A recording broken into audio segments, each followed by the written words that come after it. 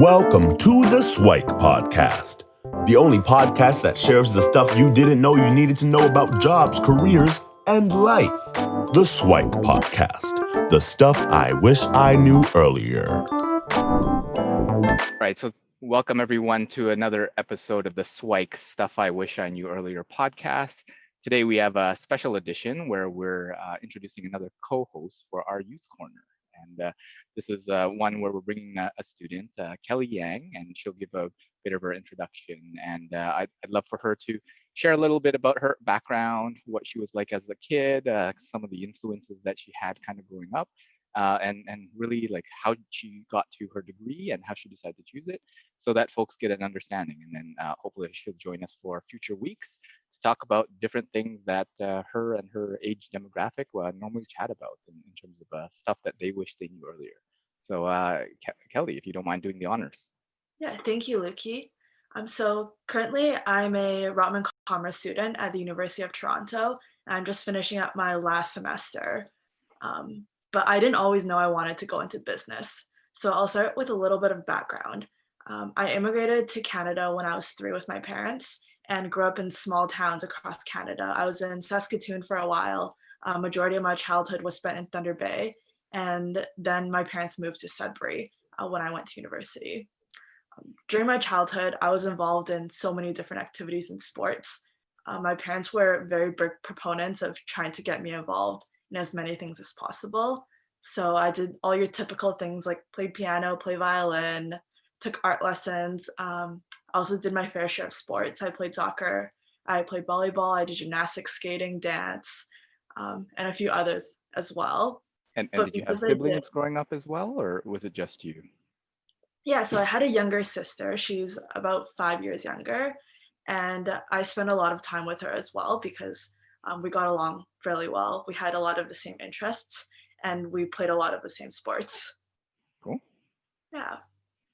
Yeah, so even though it was great that I got to experience so many different things, I felt almost a little bit lost in that I wasn't sure exactly what I liked most, what I didn't like most, and I felt like just a routine that I was going through over and over again. And in terms of what I wanted to do for university, it was a little bit of the same story. So everyone around me was going into STEM. My parents highly recommended that I also follow in my friends' paths and pursue a career in STEM. And all my teachers and guidance counselors recommended that I also follow that path. And so all throughout high school, I did a lot of science related activities. I did science fairs, science projects, took a lot of science courses. But I just felt like something was missing. And I really like social interaction and being able to talk to people. So on a whim, I decided maybe business would be something that could marry the two things I liked. But So did from you did you like the science courses? Were they something that you enjoyed, but you decided there's something else, or was it really that, you know what, this definitely isn't for me? Because I know a lot of folks out there is like, they're good, whatever they're the best at, right? So they get an A's in either in business or science or tech or whatever. That's the degree that they pursue. So you're uh, were you good at the subjects? Did you enjoy doing it? And then what was like the feeling of this like on a whim, let's go try business? Tell us a little bit more about that. Yeah, for sure. So I did enjoy science. I liked it a lot. I really like learning about new concepts, doing my own experiments, trying to come up with some new experiments and new results. I feel like I enjoyed all my courses except for history, to be honest. Mm. Um, but the feeling that was missing was more so when I worked in a lab doing research. A lot of it was just me on my own. So even though I liked the work and I liked everything that went into it, I just wanted more teamwork if I were to pursue something as a career. And although I didn't know too much about business, at the time I thought, oh, business, you still get to create new things. Because for me, I thought business was all about entrepreneurship. Mm. So I still got to create things, I still got to tinker around and try to build something. But at the same time, I'd also get to work in a team atmosphere more often. So that's why I started to think that business might be a better path for me. So when you're thinking business, what comes to mind? Because a lot of folks like in high school, I think most of the business courses are, well, there's accounting, right? I don't think they have like finance courses or economics. Well, maybe they have an economics course or something like that. But a lot of the early exposure is really accounting to business. And then you mentioned entrepreneurship. So what are some of the other aspects of business? Because a lot of people say, yeah, I'm specializing and I'm choosing business, but business is huge. Right? There's a whole bunch of different things to get into. So what were some of the things that you thought of, and then how did you kind of explore and get more into kind of business? Yeah, so I was a bit unlucky. My school didn't actually offer any business courses Okay. as part of the IB program. So for me, I thought business was just entrepreneurship or working at a bank. Okay. And I actually didn't really understand that business comes in so many different forms. You have finance, accounting, management. The list really goes on. But I didn't know all of that at the time. So I just thought, okay, business means you start your own business or you work for someone else's business. And that's all business. And well, this kind of points to you being a little bit of like a risk taker, because I mean, if you've never taken a business course and you kind of went through like STEM programs and all that sort of stuff, and then say, yeah, on a whim, let me apply to business school, right? Were you always like that as a kid? Were you always want to try like the new and different things, or were you a little bit more like conservative or risk mitigator or something like? How was that? How does all of that or your upbringing and influences kind of factor into your decision? Yeah, I think as a kid, I was definitely very risk averse. I Okay. didn't like to take risks. I just went with the flow, did what my parents suggested or what my friends were doing, and try to stay safe. I think the choice of doing business was probably the first big risky decision I made. But because it worked out for me and I really enjoy business, I think learning from that experience, I've become much more of a risk taker in terms of not only things to do with school and work, but also my personal interests as Well, well. I'm even more curious now, because if this was like the first case, then can you like, I don't know if you can bring us back to the time when you had to make that decision to say, you know what, you were always kind of risk averse, conservative, listen to mom and dad and do all that sort of stuff. Now you make this huge decision, which at kind of your age is kind of the biggest decision you can make. And it's kind of the riskiest decision that you could go through. Like how did in your head, like how did you kind of rationalize it? How did you even convince your parents right, that that was a good thing to do? Or like, if you can walk us through that, I think that would be helpful for a lot of folks that are listening. Yeah, for sure. So for me, I was kind of just stuck between doing business or science. So I think I laid out what I liked in each aspect. So I wrote down the things I liked about science and I wrote down the things I liked about business. And then from there, I was able to see what also matched my personality a little bit better. So the things I was looking for in a job and how well it would match up to either science or business. And then in the end, I felt that business was a better fit for me, and I just really wanted to try something new, something that I maybe didn't know, maybe step outside of my comfort zone as well. And as for convincing my parents, I think I'm fairly lucky. They're fairly supportive. So when I brought up that I wanted to do business, the first thing they said, I remember this very clearly, was, "Oh, you want to be a bank teller?" And I thought, well, I'm sure there's other jobs besides being bank tellers in business. And they're like, yeah, yeah, I'm sure there are, but just make sure that this is what you really want. If it is, then obviously we'll support you. And so they actually drove me around Ontario um, and Montreal to visit some business schools so I could get a better sense of business before I made that choice. Cool. And yeah, I know it's not feasible for everyone to do, but if you are trying to make a choice, I recommend maybe doing some virtual tours or talking to people in different programs. That really helped me, especially because I didn't really know what business was.